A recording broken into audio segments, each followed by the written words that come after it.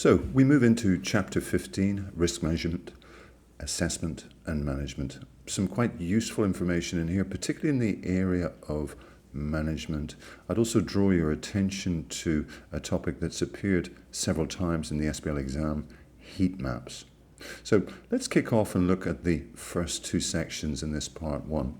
First area is about assessing risk. Now, from previous studies and indeed from the previous chapter, you'll sort of have a feel for risk and indeed the idea within the SBL exam that generally speaking we're talking about downside. So we're talking about negative risk. So when we think about this area of risk assessment, what exactly do we mean? Well, I guess what we're looking at is the sort of severity or negative consequences and indeed the probability that events may have an impact on objectives. So in essence, what we're saying is to what extent will the risks that we can see in terms of their impact or indeed their likelihood, now, what effect is this going to have on our business, on us actually achieving our objectives?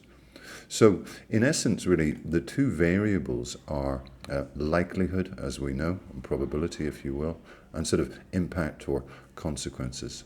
So what sort of techniques can we use to assess these? Well, obviously, benchmarking is a possibility. And indeed, outside of that, probably more common probabilistic modeling, value at risk, cash at risk, etc. In essence, what we're looking at in point 2 here is just the idea that we have historical data. So we can sort of extrapolate that forward and get a feel for what are the likely consequences, possibly financial loss, etc. Third possibility is non-probabilistic modeling. So really what we're talking about is perhaps how sensitive is one variable in terms of the overall big picture. We're looking to sensitize figures. So these are the sort of options that we might employ on a basic level. Outside of that, when we think about risks, we saw from the previous chapter, the job of senior management is first and foremost, to identify risks. But, after that, what do? Well, we've sort of got to prioritize them. And, this area of really impact, consequences, and probability, we're sort of going to gauge in three main ways: high, medium, or indeed low. Obviously, the higher the probability, the higher the impact, the more concerned we are. Now, that brings us to this mapping area. Again, you will have seen this diagram before. It's fairly straightforward. I've just cut and pasted this from the study hub.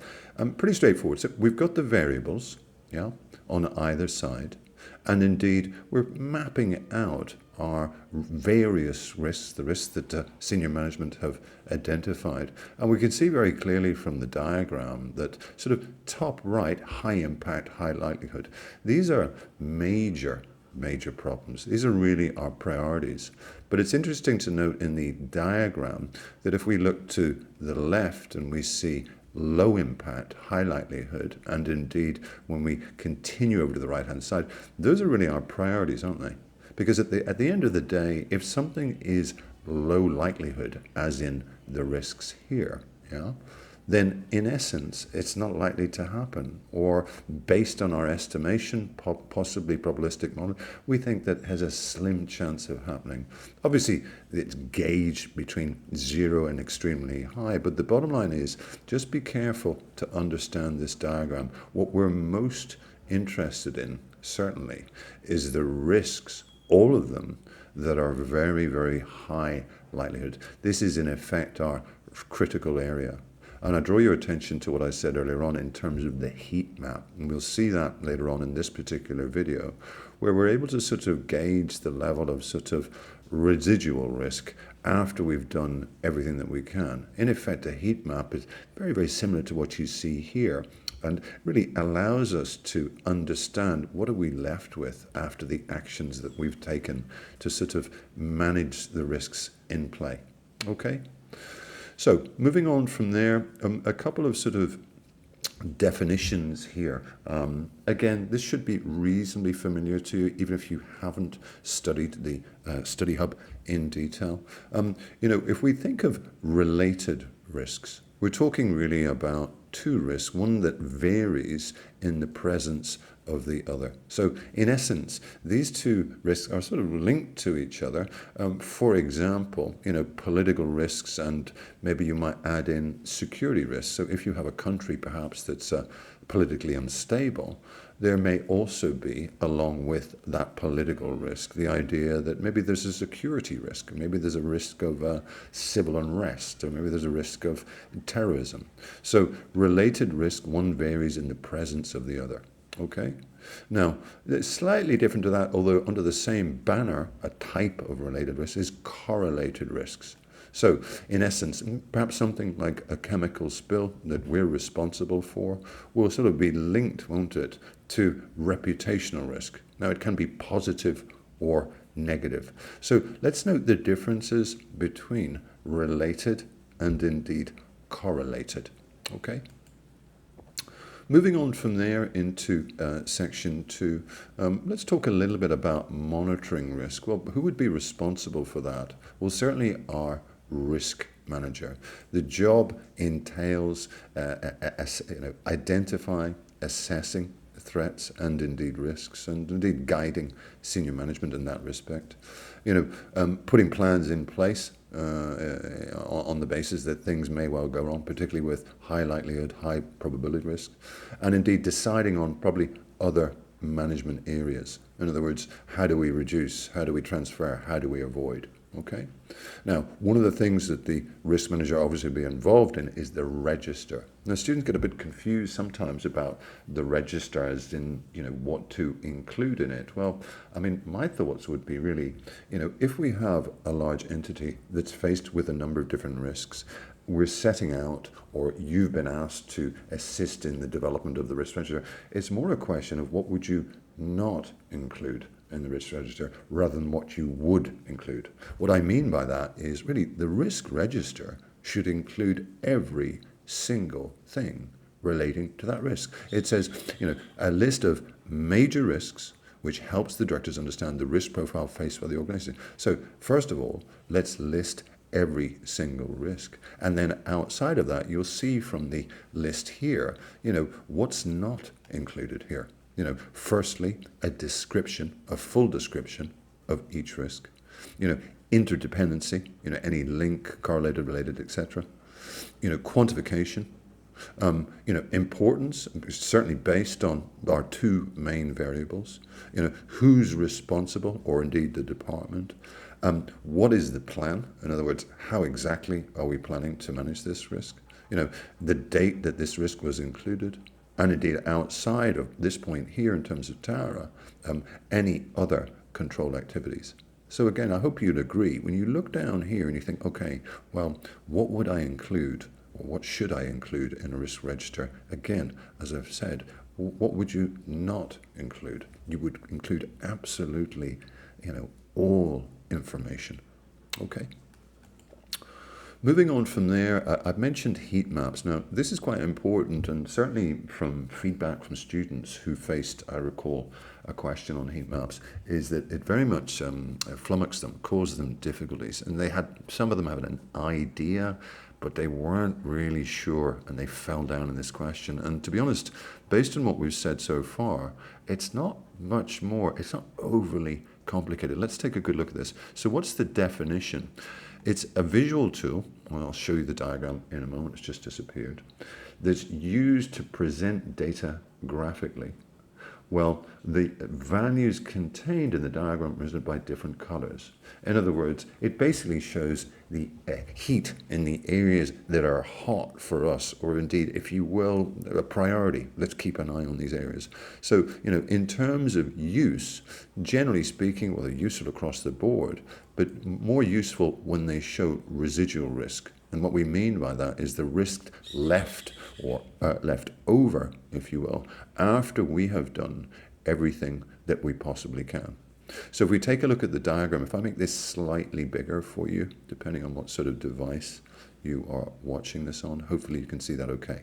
So fairly straightforward and in line with what we saw up top. Yeah. So, potential impact here, left-hand side, going from very, very small or negligible all the way through to extreme.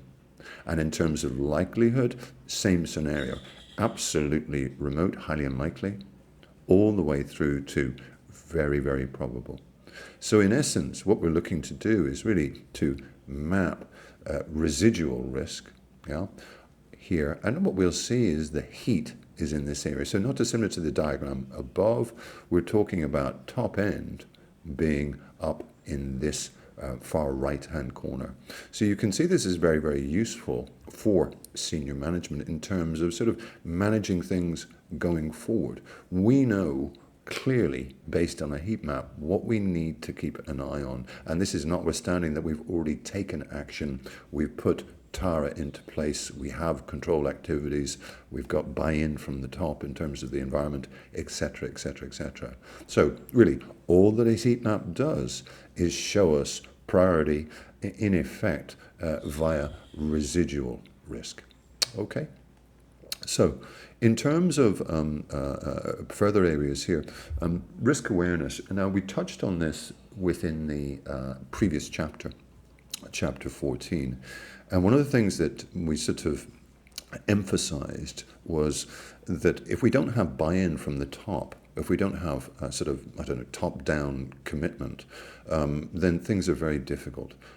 We've got to have buy-in, and indeed, we've got to have risk awareness. People need to be aware of potential hazards, the nature of risk, the probabilities, in given situations, absolutely. In terms of the importance, really what we should be doing is really trying to manage forward and reduce the costs of risk if they occur. So embedding risk or embedding risk awareness really should do what we see here. It should really change the sort of mindset, if you will.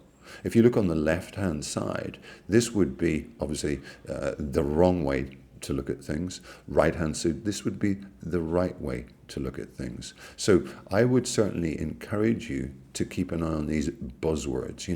Embedding risk awareness is about integration.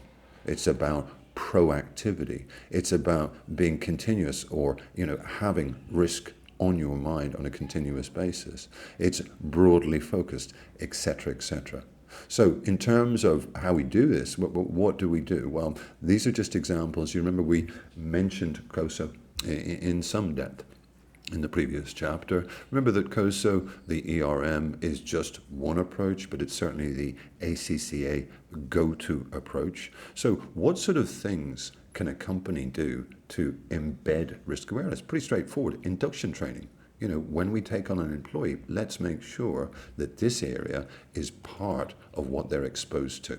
Let's teach them. Outside of that, certainly inclusion in every employee's job description. There can be no confusion at all. It was in your job description.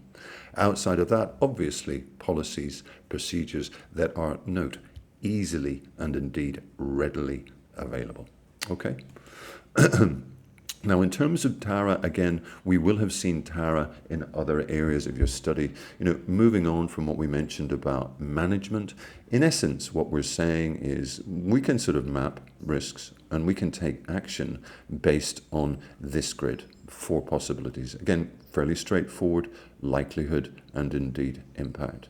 And in terms of what we'll see just going forward now within the mind map, we'll talk a little bit about how and indeed why you might take this particular course of action. So 4 main options. And this is all based, obviously, on priorities. So in terms of spreading and diversifying risk, a couple of interesting points here. Obviously, if you're going to spread or let's say transfer, really what you're talking about is sharing, aren't you? So when we think about insurance, we're talking about paying some sort of premium, some sort of fee, so that if an event occurs, you are covered. So you're effectively transferring a risk to a third party. Now, it doesn't have to be insurance. You could perhaps identify a risk. You could suggest to yourself, well, I'd like to transfer it. What about an alliance with another company? What about an alliance or a JV of some kind? That would, to some extent, share or indeed transfer part of the risk. So insurance is only one option. Now, this is an interesting one here, diversification. You'll be familiar, I guess, from your just common sense or indeed past studies, that if we diversify into different areas, we will be spreading risk. Now, it suggests new products or indeed new markets. Maybe we'd be exposed to different events. I'd sort of relate this in one way to, let's say, on a personal level, financial planning. One of the key points about financial planning for your finances over the course of your life is to have this eggs in baskets idea, is to not put everything in one basket. Don't have everything in cash, don't have everything in shares, don't have everything in property. So in essence, from a financial planning personal viewpoint, you would diversify, wouldn't you? You would have assets in different places, they would grow at different rates, and indeed they would be subjected to different forms of risk over time. This is the same sort of thing. Now, word of warning here though, yes, I think diversification assists a company in terms of managing risk, because if we're only relying on one product, we have more risk. Obviously, if we're relying on 4, there's less risk. The problem here, and just bringing in Ansof's matrix, when we think about launching into new products or launching into new markets, it's potentially a double-edged sword. According to Ansof's matrix, as we move from just simply existing products, existing markets, i.e. market penetration, through to market development, through to product development, in other words, new markets, new products, etc., and indeed diversification, the risk actually increases. So this can work both ways for companies. Yes, we can diversify our product portfolio. We can move into foreign markets, but it can work against us too. Outside of that, next area of Tara is just really accept. So, in some situations, clearly, we have to. We have to accept it. It's just, we probably wouldn't do this with a significantly high impact, high probability risk, highly unlikely. But as it says here, there may not be a method of transferring it. And we may have to go ahead for perhaps some external reason. So maybe the costs of transferring it are high. So we just have to sort of put up or indeed shut up. Okay. Next area for us is this ALARP principle, and that's linked into what we said above. Perhaps we've done everything that we can, and the ALARP principle really sort of is underpinned by that. We're saying as low as reasonably practical.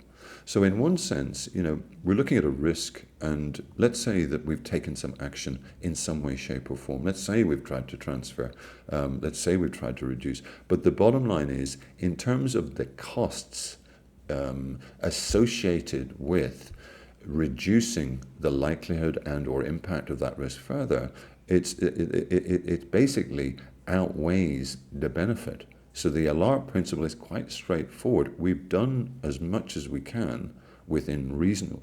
What we don't want to do is go over the edge, and spend more money to reduce a risk that may or may not happen. So be familiar with that principle.